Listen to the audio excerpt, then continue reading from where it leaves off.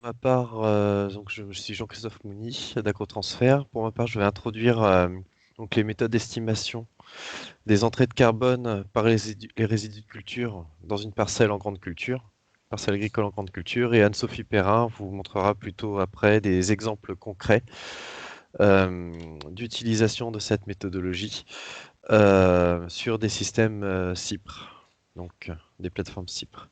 Donc clic, s'il vous plaît. Donc le modèle AMG qui a été présenté précédemment, donc c'est un modèle de bilan humique simplifié avec des entrées et des sorties du coup. Clic. Du coup des sorties qui sont, comme le disait Hugues Clévaux tout à l'heure, fonction du pédoclimat. C'est notre KCA. Et clic. Et on a du coup des entrées de carbone qui vont dépendre des pratiques agricoles. Donc les entrées de carbone K1M ou HM en fonction de la notation que l'on peut choisir. Et pour pouvoir estimer ces entrées de carbone, du coup, il y a un module biomasse qui avait été développé pour Simio CMG, notamment avant d'être publié du coup dans la publication de 2019. Clic, s'il vous plaît. Donc le principe, finalement, l'idée, c'est de pouvoir estimer ces entrées de carbone à partir d'une donnée facilement accessible, facilement accessible par l'agriculteur. Pour un outil d'aide à la décision, du coup, c'est le rendement aux normes. Donc clic, et en fait, à partir de ce rendement aux normes et à partir de coefficients d'allométrie. Donc, un coefficient d'allométrie, ce sont des ratios entre deux biomasses, par exemple un indice de récolte ou un coefficient racinaire. Ça va nous permettre de pouvoir identifier et estimer finalement les biomasses des différentes parties de la plante. Et pour obtenir finalement le carbone frais restitué au sol, clic. Le carbone frais, bah, on va utiliser plutôt des teneurs en carbone qui, bah, en grande culture, sont plutôt constantes finalement. C'était en carbone des résidus de culture, on va plutôt considérer 44% pour les parties aériennes et 40% pour les parties racinaires, par exemple. Et enfin, clic, pour pouvoir obtenir le carbone entrant dans la matière organique du sol, il nous faut le rendement en humus du coup de ces résidus de culture. Et le rendement en humus, ben, il va correspondre aux coefficients isohumiques qui vont nous permettre d'estimer, calculer les quantités de carbone humifiées qui vont être soit toujours restituées par la culture. Donc, par exemple, pour un blé, ça va être les chaumes et les racines. Et quantités de carbone humifié qui sont potentiellement exportables. Donc, par exemple, le carbone humifié issu des pailles, qui peuvent potentiellement être exportés de la parcelle et du coup ne seront pas restitués dans la matière organique du sol. Clic, s'il vous plaît. Donc on a donc des fournitures de carbone humifié qui vont dépendre à la fois des biomasses restituées qui sont estimées par le rendement et du taux d'humification des résidus de culture. Et ces biomasses, typiquement, elles peuvent être distinguées en fonction des parties de la plante, mais également peuvent être comparées les unes entre elles, enfin les unes par rapport aux autres, entre les différentes cultures d'une même rotation. Par exemple, un maïs en silage, tout à gauche du graphique, tout à droite du graphique, pardon, produit au total 16 tonnes de biomasse par hectare, mais il y a une grande partie qui va être exportée, ici en jaune. C'est la partie récoltée. Et du coup, il va rester que quelques bas de tiges et des racines qui vont participer, ici en vert, qui vont participer aux entrées de carbone. Tout à gauche du graphique, un colza va produire tout juste un peu plus de biomasse au total, à peu près 17,5 tonnes de matière sèche. Mais par contre, il y a beaucoup moins de biomasse qui vont être exportées. Et du coup, on va avoir de fortes quantités de biomasse qui vont pouvoir être restituées au sol, notamment par les pailles en orange, mais également par les racines et par les feuilles, les nombreuses feuilles perdues en végétation par le colza. Et enfin, il y a d'autres cultures comme par exemple le maïs grain ou la betterave qui vont produire de très très grandes quantités de biomasse finalement, fortement convertir l'énergie solaire en biomasse.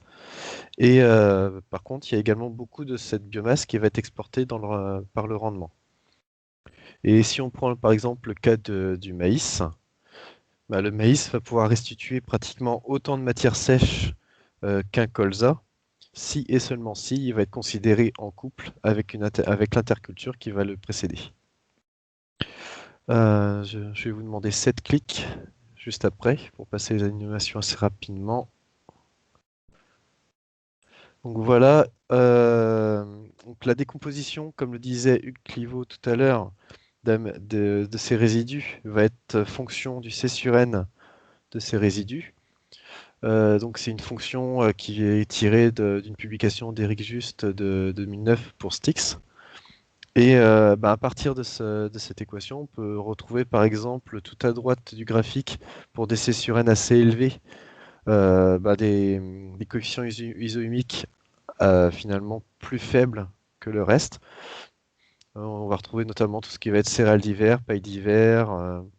Et de l'autre côté, sur la gauche du graphique, on va plutôt retrouver tous les résidus de culture assez surènes, assez faibles, donc facilement assimilables par la biomasse microbienne, et qui ont demandé assez peu d'énergie à être assimilés. Finalement, on va retrouver tout ce qui va être légumes de plein champ, mais également les couverts d'interculture, qu'elles soient légumineuses ou graminées, mais également les vers de betterave ou les résidus de légumineuses à graines ou à fourrage. Et là, on va avoir plutôt du coup des coefficients isomiques beaucoup plus élevés, donc de rendement en humus plus élevé. Un clic, s'il vous plaît. Et tout ça va nous permettre du coup au final de calculer des entrées de carbone pour chaque culture, notamment de classer ces cultures les unes par rapport aux autres, par rapport aux entrées de carbone qu'elles apportent, et également de confronter ces entrées de carbone à l'échelle annuelle, à l'échelle de la culture, par rapport aux pertes de carbone par minéralisation qu'on va observer au début de nos simulations, au début de notre diagnostic. Et ces pertes, finalement, c'est ce qu'il va falloir, comment dire, compenser, voire dépasser, pour permettre de stocker du carbone ou de ne pas déstocker du carbone euh, une année donnée. Et la deuxième partie du graphique à droite nous montre également, nous permet de mettre en évidence l'intérêt, le grand apport finalement des intercultures dans les entrées de carbone, puisque finalement pour permettre de compenser ou dépasser ces entrées de carbone, ben, on peut prendre en compte en effet la culture de printemps et l'interculture qui la précède. Par exemple, dans un limon à 1,6% de matière organique, c'est la ligne avec le numéro 1 en pointillé. Donc pour compenser ces sorties de carbone, ben, il y a seulement les cultures comme le colza ou le maïs grain ou l'orge de printemps qui vont permettre de compenser ces sorties, voire parfois la betterave qui vont permettre d'apporter un peu plus d'1,5 tonnes de carbone par hectare, selon la productivité du coup de la culture et de l'interculture qui la précède, pour pouvoir du coup compenser ces pertes annuelles et ne pas déstocker cette année-là. Je vais laisser maintenant la parole à Anne-Sophie Perrin sur l'application du coup de cette méthodologie sur les systèmes CIPRE. Oui, bonjour à toutes et à tous. Donc, je vais maintenant vous présenter des applications sur les systèmes de culture CIPRE. Donc, voilà, CIPRE, pour ceux qui ne connaissent pas, c'est un projet interinstitut copiloté par Arvalis, Institut technique de la betterave et Terre Innovia. Donc, ce projet inclut des plateformes de comparaison de systèmes de culture qui ont été implantées en 2015. Donc, dans le sud de Toulouse, une plateforme a été implantée en zone de coteaux dans le Lauragais. Ce territoire est assez fortement impacté par l'érosion. Comme on peut le voir sur la carte à gauche, c'est localisé dans une zone à fort aléa érosif. Les systèmes de culture de référence dans cette zone sont des rotations de tournesol blé dur avec utilisation du labour. Donc, des systèmes de culture innovants ont été co-conçus avec les acteurs locaux dans le but finalement de produire. Alors, les objectifs de ces acteurs locaux, c'était donc de produire plus avec de la qualité et surtout sur un sol fertile, moins soumis à l'érosion. Donc, ce système de culture innovant est une rotation de 8 ans dans laquelle les couverts ont été optimisés pour restituer plus de biomasse et notamment couvrir le sol le plus souvent possible. 3 clics, pardon. Donc, des légumineuses également sont introduites comme source d'azote. Le travail du sol a été fortement réduit avec arrêt du labour et donc ça a été remplacé par du semi-direct ou du strip-till. Et enfin, clic, un couvert intermédiaire à valorisation énergétique a été introduit dans la rotation dans le but d'augmenter les produits récoltés. Clic, vignette suivante.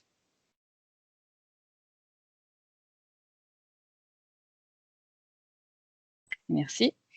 Donc, si on regarde maintenant les entrées et sorties de carbone pour le système de culture témoin, donc si vous regardez la figure A, en fait, ça représente les biomasses produites par le blé et le tournesol en tonnes de matière sèche par hectare dans le système de culture témoin. Donc, il y a des histogrammes. La partie en jaune correspond aux grains exportés.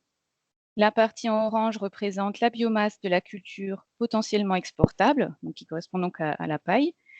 Et la partie en vert correspond à la partie de la plante, la biomasse de la plante toujours restituée au sol, donc les racines et puis la partie aérienne en surface, le chaume, quoi. Donc dans ce système, seul le grain est exporté, tous les résidus de culture sont restitués.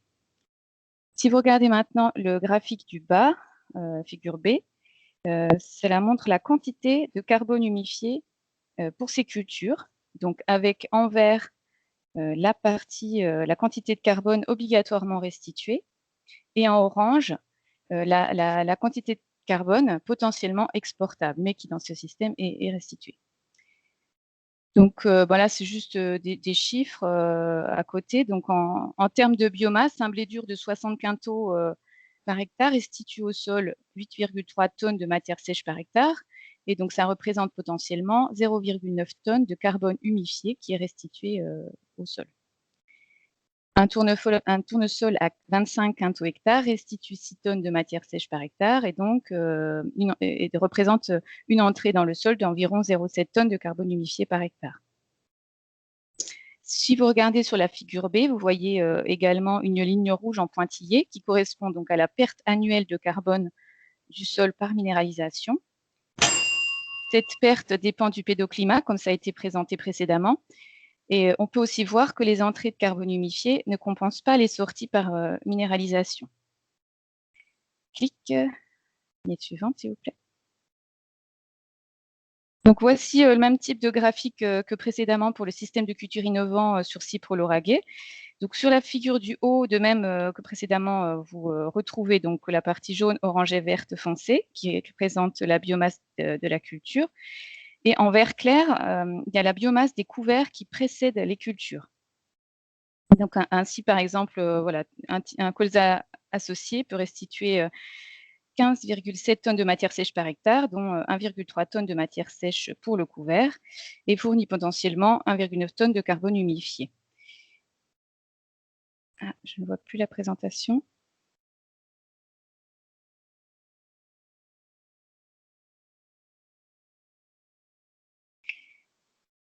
Sur la figure du bas,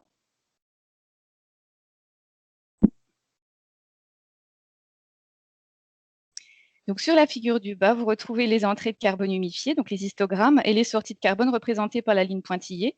Donc pour ce système innovant, on peut voir que 4 années sur 8, les entrées de carbone compensent les sorties de carbone par minéralisation. Clic. Vignette suivante, s'il vous plaît. Donc là, c'est juste une synthèse chiffrée, je ne vais pas rentrer dans les détails. Donc pour ces systèmes de culture, des simulations ont été réalisées avec Simeos AMG et ont permis de prédire la différence de stock entre l'état initial et l'état à l'équilibre pour le système de culture innovant. Donc on peut voir que le système de culture innovant permettrait de stocker 0,7 tonnes de carbone par hectare. En ce qui concerne l'écart de stock à l'équilibre entre le système de culture innovant et le système de culture témoin, cet écart serait de 4 tonnes de carbone organique par hectare. Vignette suivante, s'il vous plaît. Donc là, je vais passer rapidement. C'est une autre application pour le système de culture innovant sur la plateforme de CIPRE Picardie. Donc, de même que précédemment, vous retrouvez donc les biomasses des cultures et des couverts en vert clair. Et donc, dans le graphique B, on a également une partie qui s'ajoute, c'est le carbone humifié provenant des apports de produits résiduaires organiques en marron, donc qui était du compost de déchets verts à 4 tonnes de matière sèche par hectare. Donc, dans cet exemple, on peut voir que les sorties de carbone sont compensées par les entrées seulement 3 années sur 10. Vignette suivante, s'il vous plaît. Donc, de même, le tableau avec tous ces détails, je ne vais pas les présenter. Mais de même que précédemment, les simulations avec Simeos AMG ont permis de définir que la différence de stock entre état initial et état à l'équilibre est de moins de 4 tonnes de carbone organique par hectare. Donc, on déstocke du carbone, de même que pour le système de culture innovant. Sachant que sur ce site, sur cette plateforme, on part de stocks de carbone très élevés. Donc, l'écart de stock entre système innovant et système témoin est de 1 tonne de carbone organique par hectare. Vignette suivante, s'il vous plaît. Voilà, donc il y a d'autres points à considérer. Donc, ce que j'ai souligné ici, donc sur le système de Picardie, sur la plateforme de Picardie, les teneurs en matière organique étaient plus élevées que les teneurs généralement retrouvées dans la région, de l'ordre de 2% de matière organique.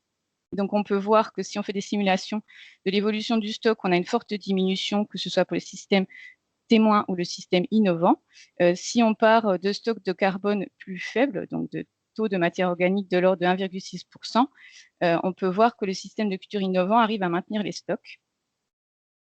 Par contre, ce qu'on peut voir également, c'est que la différence entre système de culture innovant et système de culture témoin est la même, quels que soient les stocks initiaux. Clic. Et un autre point à prendre en compte, c'est la localisation de cette matière organique, puisque quand on augmente les teneurs de carbone, enfin de matière organique en surface, ça permet de réduire l'abattance du sol, comme on peut voir sur le graphique de droite. Je vous remercie.